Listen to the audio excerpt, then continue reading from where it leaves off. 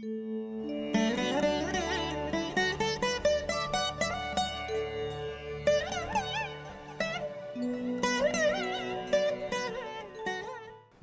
அனைவருக்கும் இனிய நல்வாழ்த்துக்கள், ஞாயிறு மதிய வாழ்த்துக்கள். எல்லோரும் நன்றாக இருப்பீர்கள். திருமண பொருத்த விஷயத்தில் இதுவரைக்கும் தாங்கள் எந்த வீடியோவிலும் சொல்லாதது எதுவும் இருக்கிறதா? அப்டேட் செய்யுங்கள். தங்கள் தயவால் ஒரு நாளைக்கு மினிமம் 20 ஜாதகம் பொருத்தம் பார்க்க வருகிறது. கொஞ்சம் சிரமப்படுகிறேன். அம்மா வைதேகியம்மா, ஏன் தயவுலாம் இல்லை, பரம்பொருள் தயவு. திருமண பொருத்தம் பார்ப்பதற்கு தசாபுக்தி கண்டிப்பாக முக்கியம்.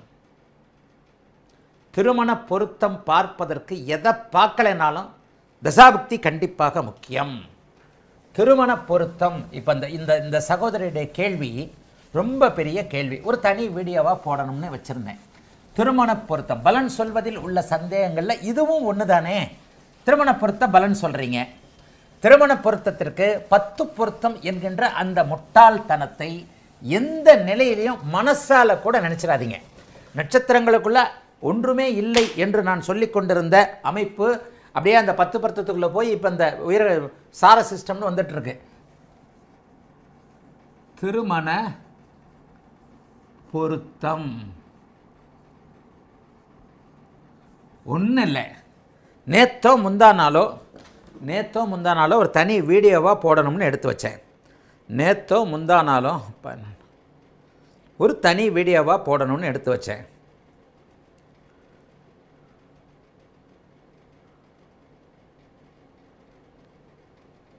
ரெண்டு பேருக்கும் திருமண அமைப்புல இந்த இப்போ போடுறேன்.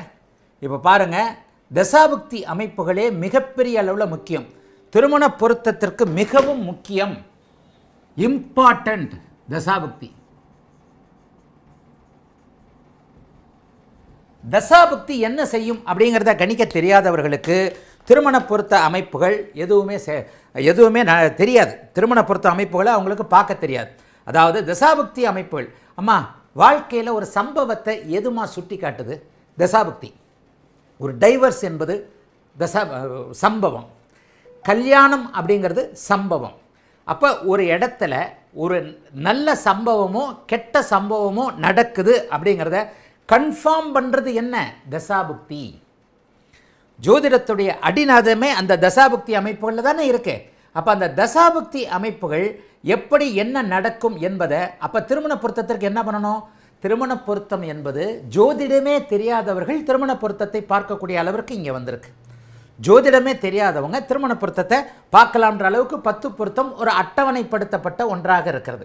அப்போ திருமண பொருத்தத்திற்கு பாவகங்கள் தற்போது என்ன நடக்கும், வாழ்நாள் முழுக்க என்ன நடக்கும், தற்போது என்ன நடக்கும், வாழ்நாள் முழுக்க என்ன நடக்கும் அப்படிங்கிறத கணிக்கிறதுக்கான தசாபுக்தி அமைப்புகளும், இருவருக்குள்ளேயே தாம்பத்தியம், மன ஒற்றுமை கொஞ்சமாவது கான்ட்ரவர்சி இல்லாமல் இருக்கணும் இல்லையா? தசாபுக்தி அமைப்புகளையும் பாவக அமைப்புகளை, கிரக ரீதியிலான பாவக அமைப்புகளையும் என்றைக்கு ஒருவர் கணிக்க தெரிந்து கொள்ளுகிறாரோ அன்றைக்கு அந்த கணிக்க தெரிந்து கொள்ளுகின்ற அமைப்பில் அவருக்கு நிறைய மற்ற விஷயங்களை எல்லாத்தையுமே கணிக்க வந்துடும் அப்படிங்கிறது தான் உண்மை. மற்ற விஷயங்களை கணிக்க வந்துடும் அப்படிங்கிறது தான் உண்மை. இப்போது ஒரு 2 பேர் ரொம்ப விரும்பி இதை கல்யாணமே பண்ணி ஆகணுன்ற மாதிரி வந்தாங்க. ஐயா இதை கல்யாணம் பண்ணால் நல்லா இருக்காது அப்படின்னு சொன்னேன். இதை கல்யாணம் பண்ணிங்கன்னா அது சரியாக வராது அப்படின்னே சொல்லிட்டேன். அந்த கல்யாணம் சரியாக வராதுன்றதுக்கான அந்த ரீசன் கரெக்டாக இருக்கணும் இல்லையா?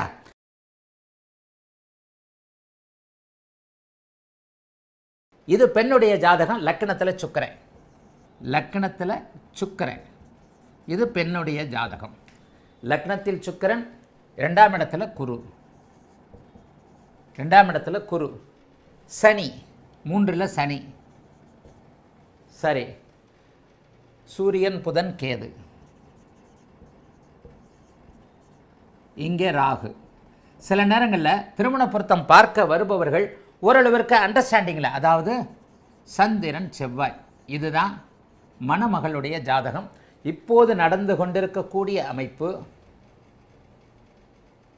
குருதசையில் சூரிய புக்தி நடந்துக்கிட்டு இருக்கு. 6/12/2025 வரைக்கும் குருதசை, சூரிய புக்தி 6/12/2025 வரைக்கும்.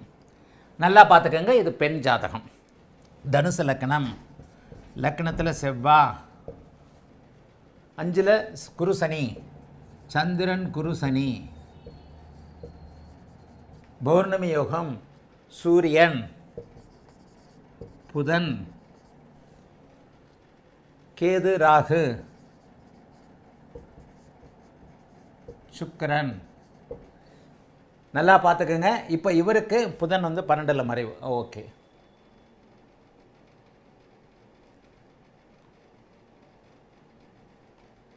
இப்போ இவருக்கு சந்திர தசை 18/2/2026 ஆரம்பிக்க போகுது. சந்திர தசை 26/2/2026 ஆரம்பிக்க போகுது. பெரும்பாலானவங்க கொடுத்த மாதிரி அந்தந்த லக்னம் 7 சுப லக்னம், சுபர் லக்னம்லாம் அசுப லக்னம் அப்படிலாம் வேண்டாம். இதில் தசாபக்தி ஒத்து வரல. இதில் தசாபக்தி, அதுக்கு தான் க்ளீனாக தசாபக்தியை கொடுத்தேன். நல்லா பார்த்துக்கங்க. பொதுவாக பொருத்தம் பார்த்த உடனே கல்யாணம் பண்ணிட மாட்டாங்க. ஒரு 3 மாதமாவது ஆகும். ஆகுமா? அட்லீஸ்ட் 2 மாதமாவது. இன்றைக்கி கல்யாணம் பண்ணலாம்னு நீங்கள் சொன்னீங்கன்னா ஒரு 2 மாதமோ 3 மாதமோ ஆகும். மண்டபம் பார்த்து ஒரு அரேஞ்ச்மெண்ட் பண்ணி, இப்போ என்ன மாதம்? ஜூன் மாதம். இப்போ நீங்கள் ஓகேன்னு சொன்னீங்கன்னா ஜூன், ஜூலை, ஆகஸ்ட், செப்டம்பரில் ஆவணி மாதம் கல்யாணம் வைப்பாங்க. அப்போ அடுத்த 6 மாதத்திற்கான 4 மாதத்திற்கான 4 மாதத்திற்கு பிறகு 6 மாதத்திற்கு பிறகு ஆரம்பிக்கக்கூடிய தசாபுக்திகள் ரொம்ப முக்கியம். இப்போ கிடையாது. திருமண பொருத்தத்தில் நீங்கள் சொன்ன நாள்லையே கல்யாணம் பண்ணிட போகிறதில்ல. 4 மாதம் கழித்து கல்யாணம் பண்ண போகிறாங்க, 6 மாதம் கழித்து கல்யாணம் பண்ண போகிறாங்க. அடுத்த 6 மாதம் கழித்தான தசாபுக்தி அமைப்புகள் ரொம்ப ரொம்ப ரொம்ப ரொம்ப முக்கியம். சரி, இங்கே பேசிக்காக எடுத்தவுடனே நான் எங்கே ரிஜெக்ட் பண்ணேன்? இப்போ இந்த குழந்தைக்கு கூட கொஞ்சம் 1 வருஷம் தள்ளி கல்யாணம் பண்ணலாங்கன்னு சொல்லிட்டேன். இந்த பாப்பாவுக்கு 1 வருஷம் தள்ளி கல்யாணம் பண்ணணும். ஒரு குறிப்பிட்ட இதை சொன்னேன். இந்த பாருங்கள், குருதசையில் சூரிய பக்தி நடக்குது. குருதசையில் சூரிய பக்தி 7ஆம் அதிபதி சூரியன் 12ல் மறைந்து கேதுவோடு சேர்ந்து சனியின் பார்வையில் இருக்கிறார். பாவகாதிபதி கெட்டு போனார். ஆனால் இந்த பாவகத்தை சுக்கிரன் பார்க்கிறார். 3மே கெட்டு போனால் வாழ்க்கை நல்லா இல்லை. 3மே கெட்டு போனால் வாழ்க்கை நல்லா இல்லை. ஆனால் இந்த இடத்துல பாருங்கள், 7ஆம் அதிபதி 12ல் மறைந்து கிரகண தோஷத்தில் செவ்வாய் சனி பார்வையில் இருந்தாலும் சுக்கிரன் அந்த பாவகத்தை பார்ப்பது நிலையான நல்ல ஒரே திருமணத்தை கொடுக்கும் என்பதை காட்டுகிறது. இது ஒரு பாயிண்ட்டுங்க. 7ஆம் அதிபதி கெட்டு போனார். ஆயினும் காரகனும் சுபருமாகிய சுக்கிரன் அந்த பாவகத்தை பார்ப்பது இந்த பலவீனத்திற்கான ஒரு நல்ல அமைப்பு. ஆக இந்த இடத்துல 7ஆம் பாவகம் பெரிய அளவில் சோதனைக்கு உள்ள ஆகலை. 7ஆம் பாவகாதிபதி கெட்டு 7ஆம் பாவகத்தில் ராகு கேதுக்கள் இருந்து 7ஆம் பாவகத்தை இருள் கிரகங்கள் தொடர்பு கொண்டால் மட்டுமே அந்த இடத்துல இது கெட்டு போகும். சரி, இப்போ என்ன நடக்குது? இப்போ கல்யாணத்துக்கு ஓகே சொன்னால் செப்டம்பரில், ஆகஸ்ட்டில் அல்லது அடுத்த வருஷம் தை மாதம் கல்யாணம் பண்ணுவாங்க. 6 மாதம் ஆகும் கல்யாணம் பண்ணுறதுக்கு. இந்த 6 மாதத்தில் இந்த பெண்ணிற்கு குருதசையில் சந்திரபுக்தி வரப்போகுது. குருதசையில் சந்திரபுக்தி 16 மாதங்கள். குருதசையில் சந்திரபுக்தின்றது 1.25 வருஷம். 1.25 வருஷத்தை விட தாண்டும். 16 மாதம் கணக்கு போட்டுக்கங்க. 1.25 வருஷம்னா 15 மாதம், 16 மாதம். இப்போ இந்த குரு சந்திரன் யார்? 6க்குடையவர். சந்திரன் கும்ப லக்னத்திற்கு எந்த நிலையிலும் நல்லதுகளை செய்யாத ஒரு கிரகம். அப்போ கும்ப லக்னத்திற்கு அவர் நல்லதுகளை செய்யணும். அதாவது 6ஆம் பாவகாதிபதி 6ஆம் பாவகத்தின் நல்லவைகளை செய்ய வேண்டுமெனில் அவர் சுபத்துவமாக இருக்க வேண்டும்.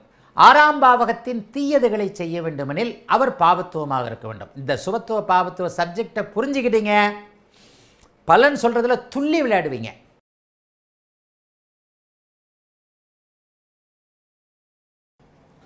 இந்த பெண், ஆணை பற்றி இப்போ பேசவே வேண்டாம். இந்த பெண் திருமணத்திற்கு இப்போது தகுதியானவரா? 6ஆம் பாவகம் மனக்கலக்கத்தை கொடுக்கக்கூடியது.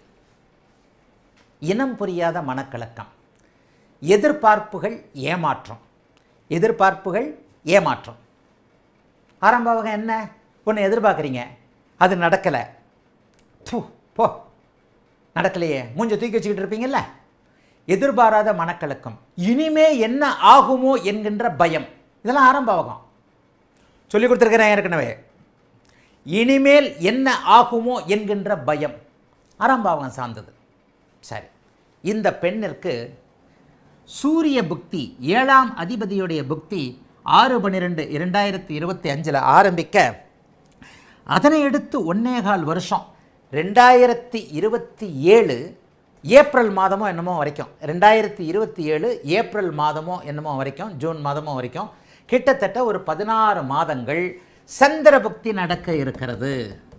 இந்த சந்திரன் 6ஆம் பாவகத்திற்கு அதிபதியாகி 6ஆம் பாவகாதிபதி செவ்வாய் சனியோடு ஒன்றாக சேர்ந்து இணைந்து பார்க்கப்பட்டு எந்தவித சுபத்துவம் இல்லாமல் தசாநாதனுக்கு 8இல் இருக்கிறார்.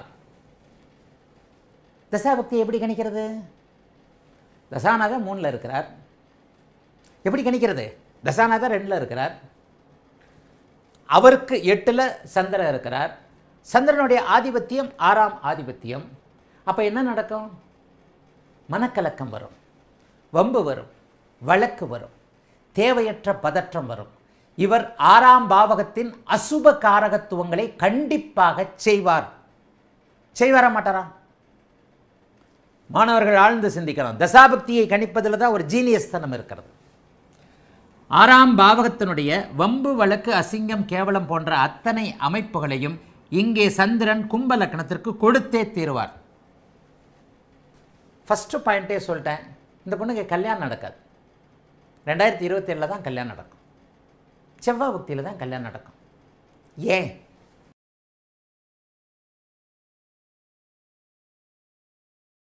இப்போ இங்கே பார்ப்போம். பெரும்பாலானவர்கள், நீங்கள் நல்ல விதமாக பெரும்பாலானவர்கள் சொல்லியிருந்தீங்க. ரெண்டாவது, இப்போ திருமணம் பொருத்தம் பார்க்கின்ற சில அமைப்புகளில் பார்த்தீங்கன்னா, இந்த இதை நான் ரொம்ப கடுமையாக பார்ப்பேன். அஷ்டமச்சனியை பார்ப்பேன். அஷ்டமச்சனி உண்மையிலேயே பெரிய கெடுதல்களை இவர்களுக்கு கொடுக்காது, கோச்சார வேதி என்கின்ற அமைப்பில் கொடுக்காது என்றாலும் கூட சில நிலைகளில் எல்லாவற்றையும் ஒரு இதாக பார்க்கணும். இந்த 2.5 வருஷத்துக்கு இவருக்கு அஷ்டமச்சனி நடக்கப் போகிறது. உண்மையை சொன்னால் அதுக்கடுத்து அவருக்கும் அஷ்டமச்சனி நடக்க போகுது. இந்த 2.5 வருஷத்தில் இப்போ அஷ்டமச்சனி நடக்க போகிற இந்த பெண்ணிற்கு இப்போது அடுத்து நடக்கக்கூடிய ராகு தசை நல்லா இருக்காது. நல்லா பாருங்கள், அட்டமாதிபதி கூட இருக்கிறார். அட்டமாதிபதி கூட இருந்து அட்டமாதிபதியோடு இருக்கக்கூடிய அந்த அமைப்பு அந்த பெண்ணிற்கு நல்லா இல்லாத அமைப்பு, சரியில்லாது. ராகு சூரிய சந்திரர்களோடு இணைந்து சூரிய சந்திரர்களை பீடித்து, நான் இன்னொன்று சொல்லுவீங்கன்னு பார்த்தேன், அது யாருமே சொல்லலை. இது அமாவாசை ஜாதகம், இது பௌர்ணமி ஜாதகம். இந்த அமாவாசை பௌர்ணமியில் எங்காவது ஒரு நிலையில் ஏதாவது ஒரு அமைப்பில் குருவோ சுக்கிரனோ தொடர்பு வஞ்சிருக்கணும். அது அப்போ பௌர்ணமியாக மாறும். யாருமே சொல்லலை. யாராவது சொல்லியிருந்தீங்கன்னா பெல். இவர் சித்ரா பௌர்ணமி, மேஷராசி, சித்திர நட்சத்திரம், இன்னும் ஒரு சில மணி நேரங்களில் பௌர்ணமியாக போகிறார். இப்போவே அவர் அந்த அமைப்புக்குள்ளே வந்துட்டார். சித்திர நட்சத்திரம் 1ஆம் பாதம் 2ஆம் பாதம். அப்போ இந்த இடத்துல டக்குன்னு ஒரு சில மணி நேரங்களில் அவர் பௌர்ணமியாக போகிறார். இந்த சித்ரா பௌர்ணமி அமைப்பில் இருக்கக்கூடிய அந்த அமைப்பிற்கு இந்த கிரகண தோஷத்தில் இருக்கக்கூடிய அமாவாசை சூரிய கிரகண அமைப்பு சரியாக வராது. ரெண்டாவது, ஒருவேளை குரு இங்கிருந்து பார்த்துருந்தா இது ரெண்டும் சரி. நிவர்த்தின்னு சொல்கிறேன் இல்லையா, சுபத்துவம் பாபத்துவமாக இருந்தாலும் நிவர்த்தி. ஒருவேளை குரு இங்கிருந்து இங்கே பார்த்தார், ஒருவேளை குரு இங்கிருந்து இங்கே பார்த்தார், ஒருவேளை சுக்கிரனே உள்ளுக்குள் இருந்தார், இது நிவர்த்தி. இந்த பேசிக்கிலேயே ஒரு மாதிரியாக ஒரு பௌர்ணமி யோக ஜாதகத்தையும் அமாவாசை யோக ஜாதகத்தையும் அங்கே இணைக்கக்கூடிய அந்த சூழலில் 7ஆம் அதிபதி 8இல் மறைந்து ராகுவோடு இணைந்திருக்கக்கூடிய இந்த சூழல், 7ஆம் அதிபதி 8இல் மறைந்து அட்டமாதிபதியோடும் ராகுவோடும் இணைந்திருக்கக்கூடிய அந்த சூழலில் அது எப்போ நடக்கும்? ராகுல நடக்கும் இல்லையா? ராகு என்ன பலனை செய்வார்? 7, 8ஆம் அதிபதிகளோடு இணைந்திருக்கக்கூடிய அமைப்பு இருக்கு இல்லையா? 8ஆம் அதிபதியோடு ராகு இணைந்திருக்கிறார் இல்லையா? அதுக்கப்புறம் உள்ள டிகிரிக்குள்ளெல்லாம் போயிடுவோம். அப்போ அந்த ராகு தசை ஏதோ ஒரு சூழ்நிலையில் நல்லா இல்லை இல்லையா? ஒன்று பாபத்துவமாக இருந்தால் இருவருக்கும் பாபத்துவமாக இருக்க வேண்டும், ஒன்று சுபத்துவமாக இருந்தால் இருவருக்கும் சுபத்துவமாக இருக்க வேண்டும், ஒரு கோடீஸ்வரனை கொண்டு போய், ஒரு கோடீஸ்வர பெண்ணை கொண்டு போய் ஒரு பிச்சைக்காரனிடம் கொடுக்க முடியாது இல்லையா? இப்படித்தான் சுபத்துவ பாபத்துவத்தை நீங்கள் புரிஞ்சுக்கணும்.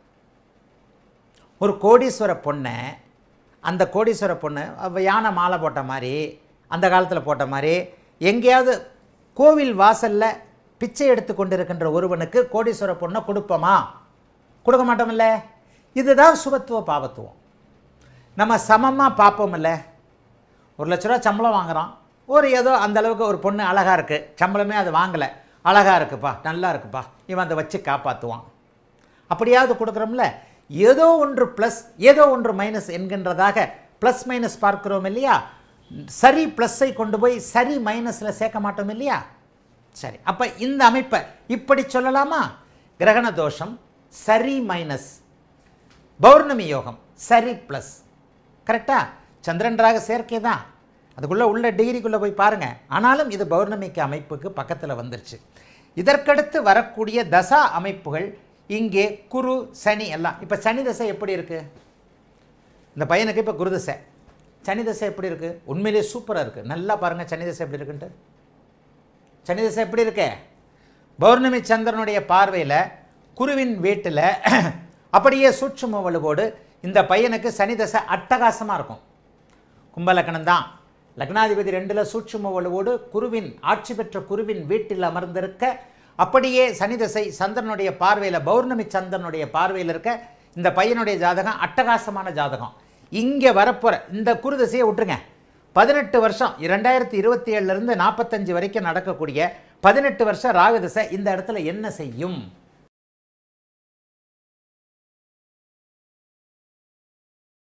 ராகு தசையில் திருமணமே நடக்காதா ஐயா? எப்படி நடக்காது? கொடுத்து கெடுப்பார் ராகு, பாபத்துவமான ராகு. என்ன வெங்கடராமானுஜம்? கொடுத்து கெடுப்பார். 7ஆம் இடத்தையும் 8ஆம் இடத்தையும் கொடுத்து கெடுப்பார். ராகுவோட வேலை தானே, பாபத்துவமான ராகுவோட வேலை தானே. அவர் இருக்கின்ற பாவகத்தையும் அவர் இழுக்கின்ற, அவர் ஆக்கிரமித்த அந்த பாவகாதிபதியுடைய குணத்தையும் அவர் தானே கொடுப்பாரு. சரி, இங்கே 7ஆம் அதிபதி இருங்க. இந்த சப்ஜெக்ட் வெங்கடராமானுஜத்தோட சப்ஜெக்ட் நல்ல சப்ஜெக்ட். நீங்கள் இன்னும் புரிஞ்சிக்கவே இல்லை. வெங்கடராமானுஜம் உங்களுடைய கமெண்ட்டுகள் சில நேரங்களில் ரொம்ப அட்டகாசமானது. உங்களுடைய அறிவுத்திறனை நான் ரொம்ப ரசிச்சிருக்கிறேன். ராகு திசையில் திருமணமே நடக்காதா ஐயா அப்படிங்கிறது நீங்கள் இன்னும் அந்த இடத்துல ஃபுல்ஃபில் ஆகலைன்றதை காட்டுது. தன்னிடம் தான் பறித்த கிரகங்களுடைய அமைப்பை தன்னுடைய தசையில் ராகு செய்வார் அப்படின்னு சொல்லியிருக்கிறேனா? அப்போ 7ஆம் அதிபதிகிட்ட இருந்து ராகு எதை பறிக்கிறாரு? அவர் பறிக்கிறார். இந்த இடத்துல 7ஆம் அதிபதி பௌர்ணமி சந்திரனாக இருந்தால் ஒரு பலன், அமாவாசை சந்திரனாக இருந்தால் ஒரு பலன் அப்படிங்கிறத நீங்கள் தீர்மானிக்கணும் இல்லையா? சுபத்துவம் பாவத்துவம் ஜோசியமே அதில் தானே இருக்கே, அதில் தானே எல்லாமே இருக்கே. அப்போ ராகு யாரிடமிருந்து பறித்தார்? இருள் சந்திரனம் இருந்தா, ஒளி சந்திரனம் இருந்தா 7ஆம் இடத்தை, 8ஆம் இடம் அப்புறம் வச்சுக்குவோம். அப்போ 7ஆம் அதிபதியோட பலனை அவர் தானே கொடுக்கணும். ராகு வந்தவொடனே என்ன செய்வார்? செவ்வாதசையிலே இது எப்போ கல்யாணம் நடக்கும்னு வேணால் டிஸ்கஸ் பண்ணலாம். அது வேறு, இது வேறு மாதிரியான ஜாதகம். அதனால் அதை நம்ம டிஸ்குவாலிஃபை பண்ணுறோம். சரி, அப்போ என்ன பண்ணுவார்? இப்போ செவ்வாதசையில் சுக்கிரபக்தி வேறு நடக்கும். இப்போ நல்லா யோசிச்சு பாருங்கள், செவ்வாதசையில் சுக்கிரபக்தி தான் நடக்கும். அதான் அந்த செவ்வாதசையில் சுக்கிரபக்தி நெக்ஸ்ட் 2026 வரைக்கும் நடக்குது. அப்போ செவ்வாதசை சுக்கிரபக்தியில் செவ்வாயும் சுக்கிரனும் 7ஆம் இடத்தோடு தொடர்பு கொண்டு, இப்போ நான் சொன்ன மாதிரி 11ஆம் அதிபதியான செவ்வாய் சுக்கிரன் இந்த இடத்துல கான்டாக்ட் வந்துருச்சா இல்லையா? 11ஆம் அதிபதி 7ஆம் இடத்திலிருந்து சுக்கிரனுடைய தொடர்பில் இருக்கும்போது இந்த பெண்ணுக்கு திருமணம் நடக்குமா நடக்காதா?